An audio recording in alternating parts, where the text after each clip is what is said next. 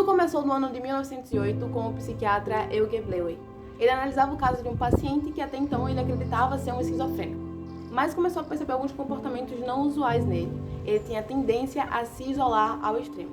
Então aí foi utilizado pela primeira vez na história o termo autismo, que na época era utilizado para designar o que eles chamavam de autoadmiração mórbida e retirada do eu. Mesmo que Eugen Bleuler tenha sido o primeiro a utilizar o termo autismo, os verdadeiros pioneiros no estudo do espectro autistas foram os psiquiatras Hans Haspingen e L.L. Kenner. Léo Carter publicou uma obra chamada Os Distúrbios do Contato Físico.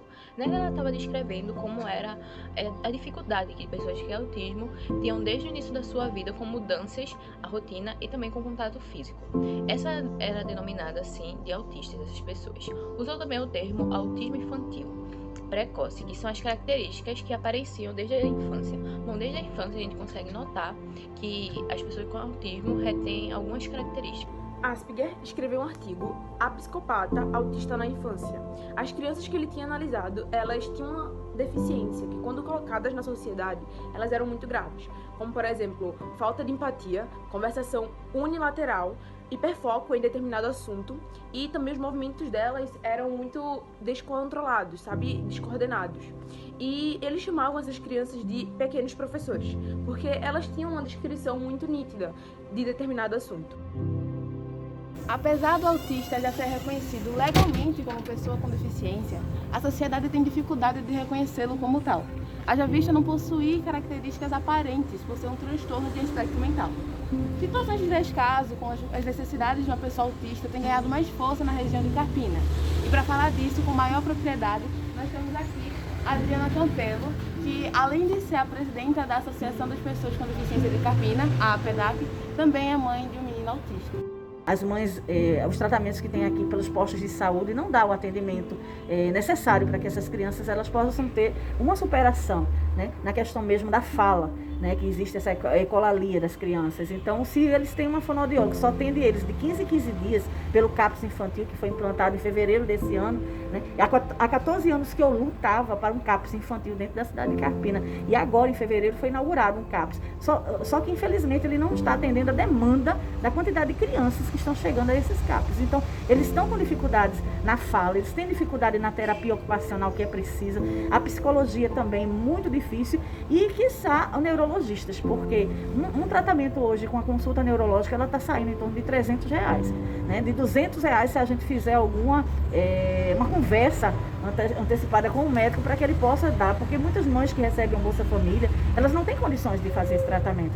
Então as crianças elas vão crescendo, né, com mais comorbidades, porque muitas são epiléticas, né, tem aquelas convulsões febris, e elas continuam, então vão ter essa dificuldade na fala até o final de suas vidas.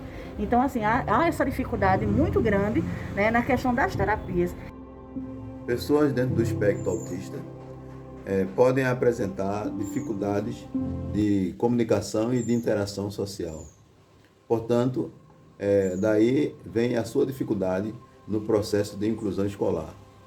Mas essas dificuldades são muito relativas, dependem do seu acompanhamento desde a infância, depende também, sobretudo, de um modelo educacional adequado. A questão também da inclusão, né, escolar, porque muitas escolas elas não querem atender as crianças com autismo. Então, inclusive eu tenho até alguns casos de adolescentes que já não querem mais ir para as escolas regulares, elas querem que volte à exclusão. Né? Elas querem que tenha uma escola própria para eles, entendeu? Porque não está tendo esse acolhimento nas escolas particulares. E aí quando a gente fala que as escolas estaduais, os professores estão mais capacitados para lidar com essas crianças e com esses adolescentes. E aí a gente está nessa luta porque o tratamento é caro e requer bastante atenção do governo federal, né? Do governo estadual e municipal. E aí estamos nessa luta por direitos para essas crianças e adolescentes. O autismo, ele não é um transtorno único, ele varia em determinada situação, característica e intensidade, e também dependendo do indivíduo. O autismo ele não tem cara, então é difícil para a sociedade perceber o autismo. Então temos que colocar os nossos filhos, mostrar que eles têm essa deficiência, que é apenas uma diferença, né? Porque eles são crianças normais, né? E ser diferente é normal. Então estamos nessa luta dentro da nossa cidade, né, procurando tratamento, procurando escolas que realmente sejam inclusivas, né, para que eles também tenham acessibilidade. Né. É muito difícil para um autista hoje ter um amigo, né, eu vejo da dificuldade do meu filho, que ele não tem amigos e ele me cobra muito amigos. Então estamos nessa luta para que tudo isso seja mudado. A dificuldade também de conseguir um neurologista dentro da nossa cidade, né, é muito caro esse tratamento, somente essa consulta, e a gente está aí pedindo a toda a sociedade, né, ao governo, ao Estado, que providencie mais neurologistas, mais psiquiatras infantis, para que seja visto esse diagnóstico. E é isso que a gente tem a dizer a vocês.